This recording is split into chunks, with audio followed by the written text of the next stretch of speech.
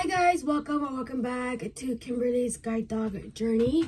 Today we're going to be sitting down and hearing her experience with training. If you guys haven't watched the last 3 videos, go ahead. We have already started a playlist. The last video was introducing her guide dog. So before you get into this video, I would suggest you go watch that before you get introduced and hear his name. So we're gonna start with week 1. So you started classes or you went to guide dogs on January 8th, right? Mm-hmm. So what I'm gonna do here is explain a little bit on the first couple of days. Sorry, it's raining, so that was not the dogs, that was a shoe. My shoe. So the day that you get there, correct me if I'm wrong, because I haven't been there for 3 years. You just settle in for a couple of hours while everybody's getting there, and then you guys have dinner, and then you guys meet in the lecture room, right? And just get introduced with everybody. So that's Sunday. Monday through Wednesday morning, I believe they do the route. They practice the route with Juno walks. Juno's walks are when the trainer's holding onto a harness, and they're pretending to be the dogs, and you have to act like they're the dog, which was the hardest thing I had to experience. How did you feel about it? Yeah. Sorry, she's dealing with a puppy.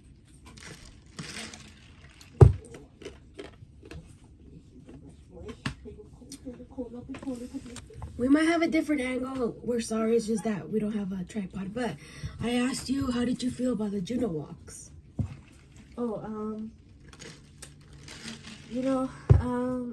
I thought it was good.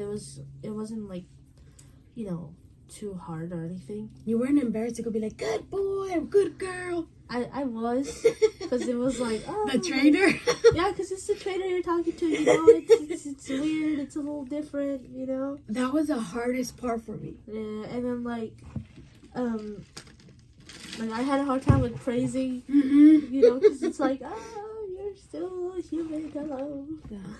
And they simulate a dog like that because they're holding onto the one end of the handle, and you're holding onto the handle you would actually be holding when you have with your dog. And they like move around like if the dog got distracted or if they veer off. They do that so you're like have to give fake corrections with the harness, and it's like so awkward. Yeah, and like sometimes Kelsey would be like, just do it harder. It was so embarrassing for me. Yeah, and I'd be like, yeah, so that's what they do. Besides lectures, of course, it's always lectures. They have other meals at the campus. And it's on Wednesday afternoon where they don't go out because they get introduced to their partner. Do you have anything to say about? Oh, I think you do. Those couple first days before the dog. How did you feel the training was going? So I thought it was very good. But it was also very stressful because it was a lot of learning, how to the commands and your footwork and your hand maneuvers. It was a lot more than I thought it was going to be. But my trainer called me the fidgeter because I fidgeted so much and I wasn't supposed to.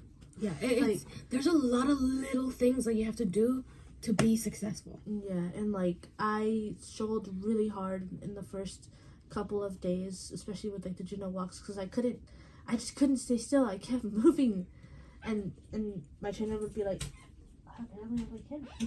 Hey, down, down." Yeah, so there's a lot of little things that you don't expect to be a problem, but when because you're literally learning all these commands, body positions, hand gestures, body language in 2.5 days before you get of course you're gonna get time to practice, but as a student you want to know everything before you meet your dog. And I think a lot of it's the pressure that we put on ourselves to learn. And then what really helped me for sure was that my trainer was very patient with me because I had a hard time like just because I was trying to get the footwork right. I couldn't remember the route, and it was like a lot. Yeah. But over time I got it. Yeah. So So after lunch on Wednesdays, this is what this school, what GDA typically does, is that do they give you? Yeah, they give you time off to be in your room after lunch, and so they can go get the dogs. yeah. So they go get the dogs, and I think at 2 they start handing out the dogs. That sounds so weird, but you get to have that time with your dog as other students are getting, and then when the last student gets their dog, I think you have exactly 30 minutes. So depending when you get your dog, everyone gets those 30 minutes. Yeah. And after this, I don't remember, but you go to the lecture room, right? Yeah. And everybody just sorry to interrupt you, but everybody just sort of introduces their dog and who they're about. So let's talk about what happened this from Wednesday to the end of the first week. Alright, so Wednesday I was matched with my first dog. Yes, you guys got that right. She said first. And it was interesting because I went in, knowing full well I was going to get a guide dog, and you think that your first match is your only match. So I went in obviously not having any attachment to any dog, and I went in like fully ready to bond. You might have to talk a little louder because you're talking really soft. Oh, I didn't notice. But I went in ready. Can you hear me now? Is that better? Yeah. Okay. I went in fully ready to like bond with my first dog, right? Like, cause like your first dog is usually like your dog, I guess, essentially. We don't exactly know. Well, the matching process, of course, they look at your speed, your daily routine, and all that stuff. But GDA is really, really good at matching. So that you expect your first dog to be your dog. Yeah, and that's what I that's what I went in with the mindset of, like, right, my first dog is going to be my only dog, and that's it. And so from Wednesday to Saturday, I worked with this dog. A beautiful dog, by the way. I worked with this dog, and we struggled, a little bit. I think that the trainer knew essentially, like, not right off the bat that it wasn't gonna work, but Almost immediately, you think? No, I think that after a few walks, she saw how this dog was reacting to certain things, and she was like, maybe this isn't gonna work, right? So she did bring up the fact that, like, how would I feel about. So from what do you remember? When did this conversation take place? So there was the one in the van, which was more like informal. Yeah, which was on what day? Do you remember? I don't. I think it maybe was. If it wasn't Friday, it was Thursday, I think. I think it was Thursday because I think that's when you told me that there might be a change. Yeah, because and I wasn't officially sure at that point, but mind you, I was calling her and I was very just stressed out, because I had. She did.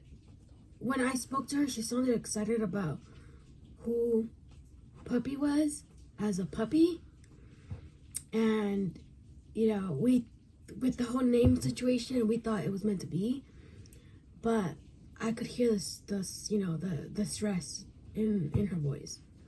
Cause it was hard. This dog had a problem that and I say had because this dog no longer has the problem, I think, from what I know. So she had just a problem with she would hear a dog. She would hear a dog, and she would sort of have a bit of a reaction to it, and I would have to correct it, right? Like, totally normal, like no dog is perfect, and there's gonna be stuff that I correct no matter what dog I get, right? No matter what dog I got, like, there was always gonna be things we would need to work on, whether it was food or this or that. there was always going to be something. But with her, it was just a bit more difficult for me. I don't want to go into too much detail of that, but it was very difficult for me, and I knew I was doing what I was supposed to do, like with the correction, so it wasn't like I was doing anything like wrong. It was just that this dog just wasn't really responding Right. to me, and it it would take her a while to just kind of calm down from certain things, right? And this was all while she was in harness, so it was very stressful. Yeah, so all of this happened between the afternoon of 9, 10, the 11th to Saturday when the change happened. So that's when the change happened, and now we're going to move into the end of week 1 through week 2, and that's when you met Zeppelin. Zeppelin. So I met him. So Saturdays they do. Excuse me. Saturday that they do progress reports. Oh yes, in the afternoons before they leave, right? Mm-hmm. Yeah. So. They go into each room like the trainer. They go into each room individually, and everything's like fine. So I was in there with my first dog, and my trainer came in and she sat down with me. We talked about the week.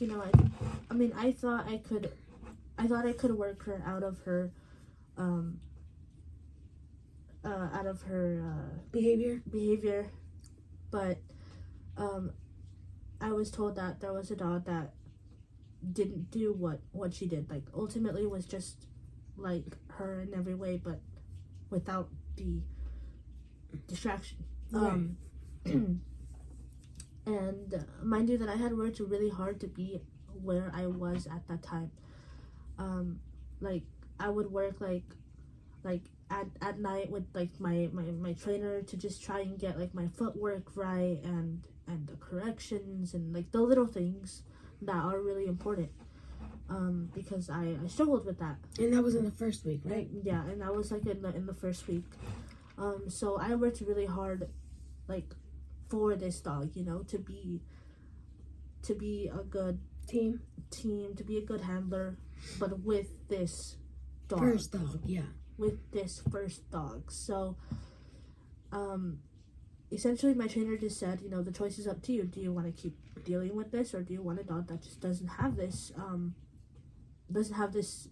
distraction issue, right? So, or this distraction just sort of behavior or tendency. And honestly it was really hard to do that, to just say, okay, I'll do the dog switch. Yeah, but at the end of the day, it's not, it's, yes, you started that bond, but you have to remember you're going to be with this dog anywhere between 6 to 10 years. Yeah. And it was the best choice for Kimberly and the best choice for this puppy. Yeah. Because now the puppy got over that, and she's with another handler that if that situation rises again, they're willing to work through it. So you met Mr. Zeppelin on Saturday, and from what I remember, you spent that whole Sunday bonding with him because you had to catch up, no? Yeah, so I had to catch up with everybody. So like I said bye to my first dog, and then I think an hour later or even less than that, I met this guy. So we're gonna stop here. Go ahead. And show you guys the clip of her meeting Zeppelin. But mind you guys, just, he wasn't my first match, so my attitude and my, I guess, body language and stuff like that is very different from what it was the first time. You guys won't see that because we're not gonna show the dog. Yeah. But it was very so don't different. judge her reactions, what she's trying to say. Yeah, don't judge her for her reaction, please, because like I was like, hi. Yeah. Okay. You'll see though. Yeah. Come in. Right. Oh, I'll jump on the bed. That's for sure. All right, this is a boy. This is Zeppelin. Zeppelin, like Led Zeppelin. So he is a yellow lab. He has these dark caramely ears, and he has a light brown, kind of actually a light pinkish nose that does fade into like a darker black along his snout. Okay, he is, I would say, like your normal looking yellow lab. Okay, he doesn't look like a white lab. He doesn't look like a red lab, like people say. He's just a normal yellow lab that does have some darker markings on the top of his back, and then some of his like belly and chest area does have some lighter markings. So you guys just saw that kitty patootie again. And we're gonna start week 2, like full on Monday. So how did we do? Yeah. So like Monday we didn't get to do like the basic route that everybody else had done, and I was behind trying to catch up with everybody, and then I still struggled really hard with like with bonding and with him, you know, like I was like, oh, he's not so and so, and oh, he doesn't do this and he doesn't do that, like because it was hard for me to let go of the first pup. of the first dog, but I know I made the right choice because I thought about it. I thought about my lifestyle, and I thought about where I live, and I was like, it's not gonna work because there are a lot of other dogs there, whether they're campus, yeah. whether they're on leash or even off leash. So I knew it wasn't gonna work out. But anyways, the second week we it was a lot of mall trips for sure. Yeah, we went to the mall a lot, and then we practiced. I think we would just sit and we would wait, and we practiced escalator work and elevator work, and you know, stairs. And stairs. Yeah, stairs. And this week was also his birthday. Yes, it was also his birthday, and it was actually literally the day after Peter's birthday. Yeah. So we might actually. Did you take pictures? We can like just with him and not the whole class. I don't think so. Oh, never mind. I was gonna say we can set it as a thumbnail. But anyways, so they went to the malls. I know. I have other pictures of him though. Yeah. So yeah. So we celebrated his birthday in that second week right after Peter's. So y'all better know when her birthday is. But it was really fun. We had puppy parfaits. It was really cool. Like I really want to do that. And funny story, actually, we went to the mall the day of his birthday, right? And it was a mall I'm very familiar, very comfortable with. And we were there, and he peed on his birthday. Okay. In harness. Inside the mall. Inside the mall, and it was not his fault. Okay. And this just shows you that they're dogs at the end of the day, so there are gonna be accidents. Yeah, and it wasn't his fault. It wasn't my fault. It wasn't anyone's fault. It was just a little bit too much water in those puppy parfaits. Yeah. So from what I remember, there was also a picture day. Yes, there was a picture day as well. The graduation picture day. We had so like my friend from the guide dog class gave me a bandana. So he had a red and blue checkered style bandana, and then I had a red shirt, so we kind of matched it. It was very nice. And I'm super excited for you guys to see the clips at the end of week 2, because that's when he tried his booties. Oh yes, he tried his booties. I hope I still have that. I have it. Yeah. And it was pretty funny. I kind of kept laughing at him, but then you can hear one of the trainers being like, "Oh, they're supposed to give their confidence." So then I stopped laughing, and I was like, you did it. Yeah. And he did amazing, but it was also very cute and funny. He was walking like he was broken, and he was like, I don't know what this is. Yeah, he was really cute. So that's all of week 2, so we're gonna stop here.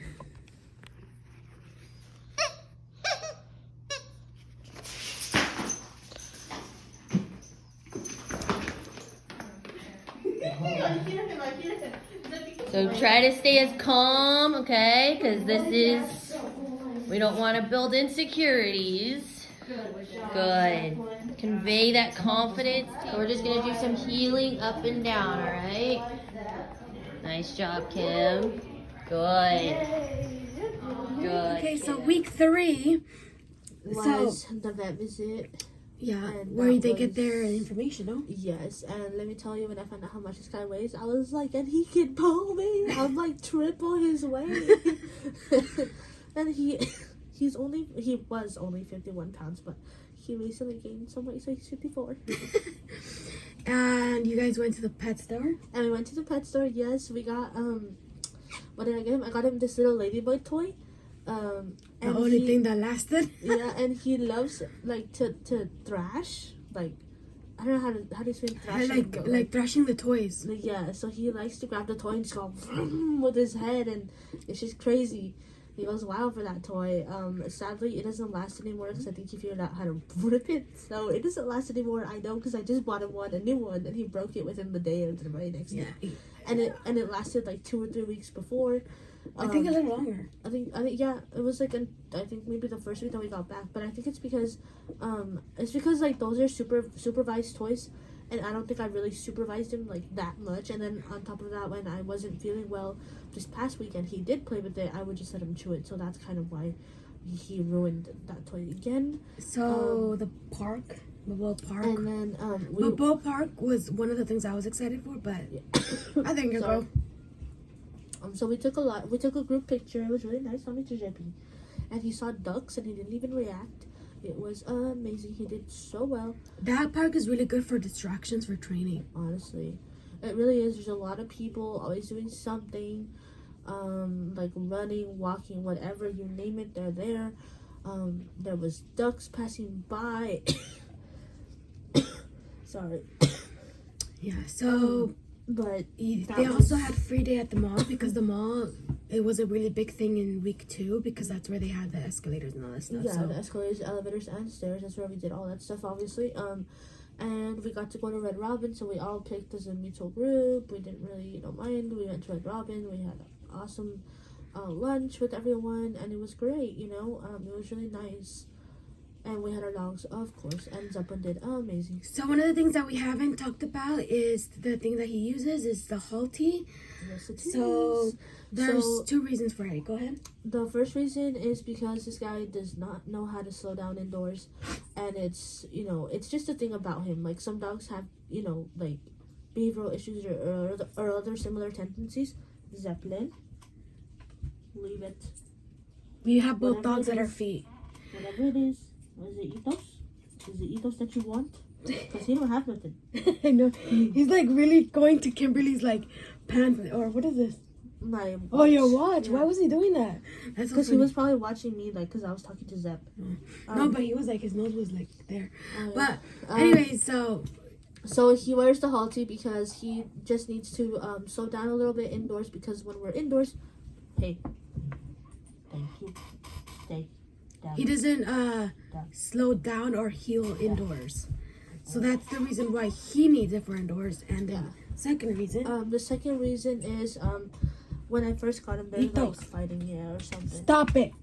Is that you, Zeppy? Are you biting him? Stop it. What is wrong with you? We don't bite friends. They're like little kids. They're like toddlers. They're frightening me sometimes. But Zeppelin is just a really fast dog, and that's why He really is. You'll see that throughout the this videos, channel. yeah. So Zeppelin, the halty hey. keeps him calm and steadies his walk. And of course, week 3 ended up with a graduation. We're gonna have some links in the description for GDA's Facebook page, for Mr. Zeppelin's Instagram that is controlled by his previous owner, His puppy raiser. Puppy Raiser. And some of the things that Kimberly bought for him that's been really helpful. So, or that his Puppy Raiser bought him that even Ethos has been enjoying. So that is it, you guys. Thank you guys so much for watching, and we will see you guys in the next one. Oh my gosh.